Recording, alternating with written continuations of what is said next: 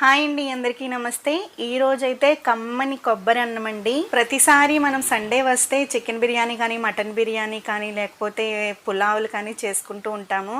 అప్పుడప్పుడు ఇలా సింపుల్గా ఇలా కొబ్బరి అన్నాన్ని అయితే తయారు చేసుకోండి. హెల్తీగా కూడా చాలా మంచిది. ఈ కొబ్బరి అన్నం మీకు సరిగ్గా చేయడం కుదిరితే బిర్యానీ కొంటే కూడా రుచి చాలా బాగుంటుంది. ఎవరైనా చుట్టాలు వచ్చినప్పుడు ఒక 2 కొబ్బరికాయలు ఉంటే చాలు, చాలా ఈజీగా అప్పటికప్పుడు ఒక 10 మినిట్స్లో అయితే చేసి పెట్టేయచ్చు. ముందుగా ఈ రెసిపీ కోసం 2 కొబ్బరికాయలను అయితే తీసుకున్నానండి. నేను ఇక్కడ వాటిని అయితే చిన్న చిన్న ముక్కలుగా కట్ చేసుకుని మిక్స్ చేసుకున్నాను. పైన పీల్ తీయాల్సిన అవసరం లేదండి. ఈ విధంగా వేసి మిక్సీ చేసుకోవాలి, మెత్తగా గ్రైండ్ చేసుకోవాలి. ఇలా మెత్తగా గ్రైండ్ చేసుకున్న కొబ్బరి పేస్ట్ను ఒక క్లాత్లో ఈ విధంగా వేసుకుని బాగా కొబ్బరి పాలను అయితే తీసుకోవాలి. మీకు సరిపడా పాలు వచ్చేంత వరకు కొంచెం వాటర్ని అయితే యాడ్ చేసుకుని ఈ విధంగా క్లాత్లో వేసి పిండుకుంటూ కొబ్బరి పాలను అయితే తీసుకోవాలి. కొబ్బరి పాలు అయితే ఇలా నాకు ఒక గిన్నెడు అయ్యాయండి.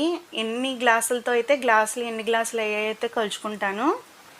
కొబ్బరి పాలు అనేవి మరీ నీరు పోసి ఎక్కువగా పలుచగా కాకుండా ఈ విధంగా చిక్కగా ఉండేలా చూసుకోండి. ఒక 1/2 కేజీ బియ్యానికి ఒక పెద్ద సైజు కొబ్బరికాయ అయితే సరిపోతుందండి. ఆ కొబ్బరికాయతో తీసిన పాలైతే ఒక 1/2 కేజీ బియ్యానికి అయితే సరిపోతాయి. నాకు ఇక్కడైతే 6 గ్లాసుల కొబ్బరి పాలు అయితే వచ్చాయండి. 6 గ్లాసుల కొబ్బరి పాలకి ఒక 3 గ్లాసుల బియ్యం అయితే సరిపోతుంది. ఇక్కడ నేను నార్మల్ బియ్యంతో చేస్తున్నాను కాబట్టి 3 గ్లాసుల బియ్యం అయితే సరిపోతుందండి. అదే మీరు బాస్మతి బియ్యంతో చేసుకుంటే ఒక 1.5 కొబ్బరి పాలకి ఒక గ్లాసు బియ్యం అయితే పడుతుంది. పొయ్యిపై ఒక మందపాటి బాండిని పెట్టుకుని అందులో నూనెని కానీ నెయ్యిని కానీ వేసుకోండి. నూనె నెయ్యి కలిపి కూడా వేసుకోవచ్చు. అందులో హోల్ గరం మసాలా వేసుకుని బిర్యానీ ఆకు కూడా వేసుకుని కొద్దిగా వేయించుకోండి. ఇందులో ఎక్కువ మసాలాలు అవి ఎక్కువ వేయాల్సిన అవసరం ఏమీ ఉండదండి. ఎందుకంటే ఇది కొబ్బరి పాలతో చేస్తున్నాం కాబట్టి ఆ కమ్మదనం అయితే సరిపోతుంది. ఆ మసాలాలు కొద్దిగా వేగిన తర్వాత ఇప్పుడు అల్లం వెల్లుల్లి పేస్ట్ అయితే 1 టేబుల్ స్పూన్ వేసుకోండి.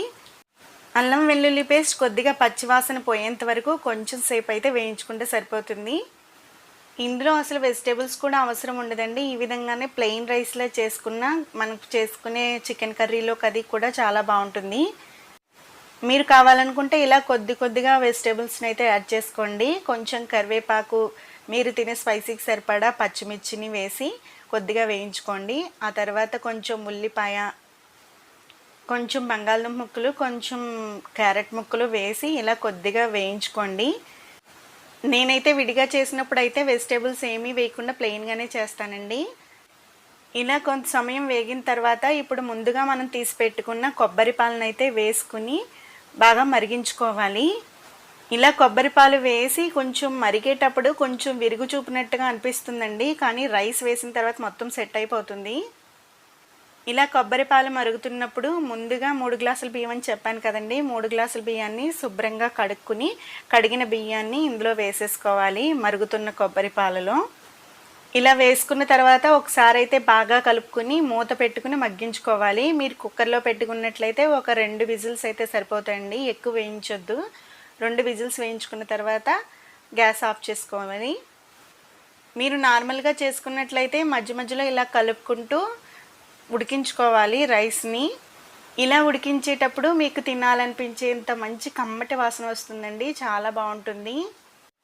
చూసారు కదండి, ఇలా పొడిలాడుతూ బాగా ఉడికిపోయింది కదా. ఈసారి అయితే బాగా కలుపుకుని పైనుంచి కొంచెం నెయ్యి, కొంచెం కొత్తిమీర గార్నిష్ చేసుకుని మూత పెట్టి ఒక 10 నిమిషాల తర్వాత వేడిగా తినేయడమే. అంతేనండి, మనకు సింపుల్గా చేసేసుకునే కొబ్బరి పాల అన్నం అయితే చాలా సింపుల్గా రెడీ అయిపోయింది కదా. చికెన్ గ్రేవీతో కానీ మటన్ గ్రేవీతో కానీ తింటే ఈ కొబ్బరి అన్నం చాలా బాగుంటుందండి.